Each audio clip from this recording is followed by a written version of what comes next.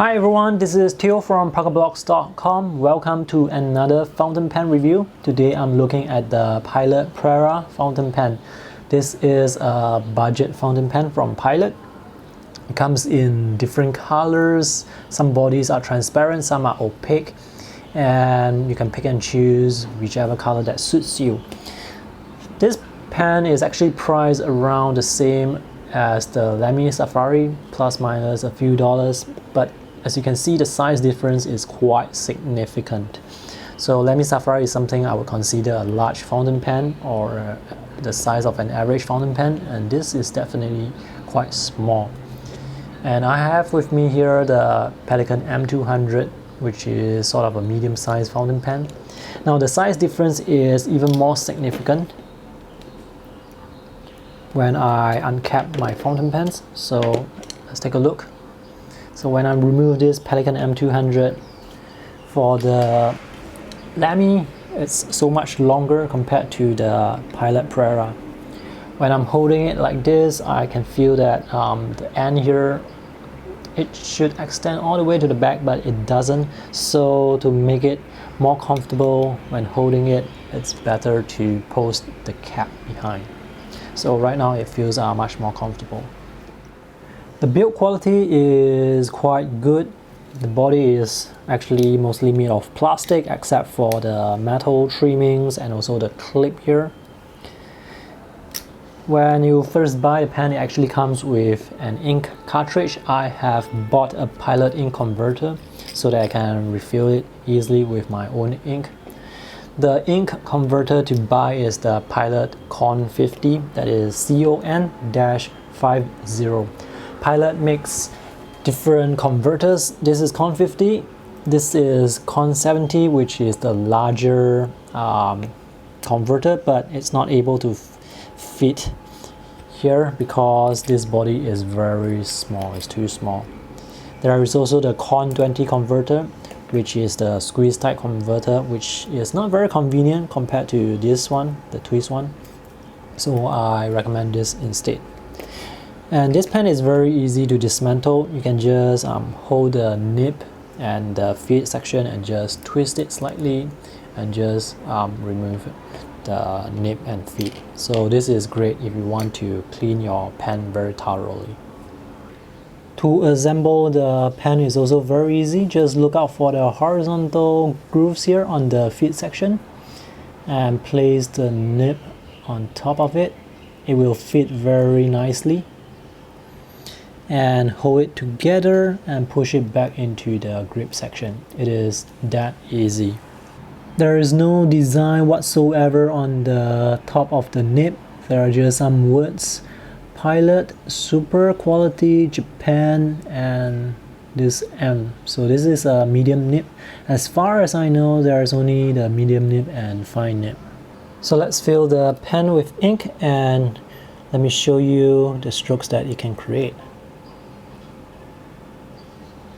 Because the pen is so short, when I'm using an ink bottle like this that is quite tall, I have to actually really dip it far into the bottle so that the nib can get submerged in the ink.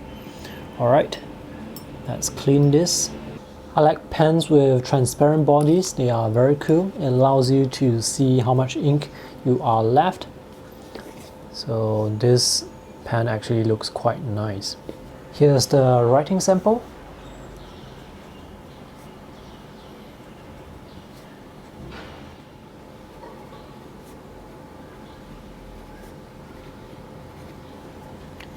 The strokes are very uniform. It's very smooth on the paper. Generally speaking, Pilot, they make very nice fountain pens. So this is the medium nib from Pilot. Let me compare that with a fine nib from the Pelikan.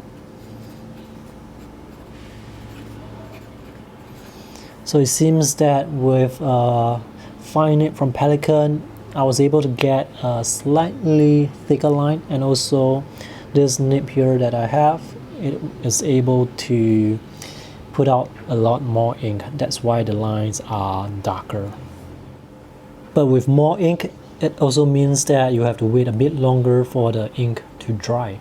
There's really nothing too surprising about the performance. I mean, this is a fountain pen and this is a Pilot fountain pen, so I don't really expect any hiccups.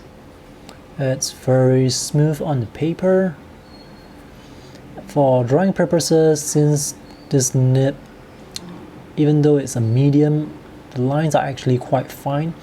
It can be quite good for detail work. There is no variation in terms of thickness, so you're only going to get a single thickness throughout, a very uniform thickness. So it's very predictable. If you are the type who likes to use technical pens, then I think this pen might be suitable for you. Ink flow is quite good. Let's try some cross hatching. So when I use this for cross hatching, the lines are slightly thinner. The lines tend to dry out towards the end. That's when I'm hatching very quickly.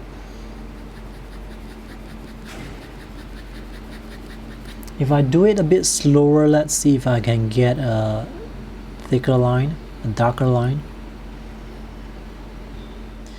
And I can see the ink, the end, the points, they are a bit darker. So I like the tapered look actually, so I will hatch a bit faster. And let me compare it to the Pelikan M200 again. So the Pelikan M200 gives me a darker line even when I'm hatching. The pen looks very nice, very classy. It performs very well also. The only downside to me would be the size of the pen, because I don't like to use pens with the cap behind. This pen feels a bit small to me. Although if you were to put the cap behind, then this is going to be much more comfortable. If you are someone who prefers a small pen, then I think I can recommend this. If you are someone who prefers a larger pen, then you do have to use the cap behind. The nib is stiff, so there is no line variation in terms of thickness. The lines are going to be very uniform and very predictable. That's all for my review today. If you have any questions, feel free to post them in the comment section below. I will also post a link to my text review in case there are any updates to my review. That's all. I hope this review is helpful. See you in the next fountain pen video. Bye!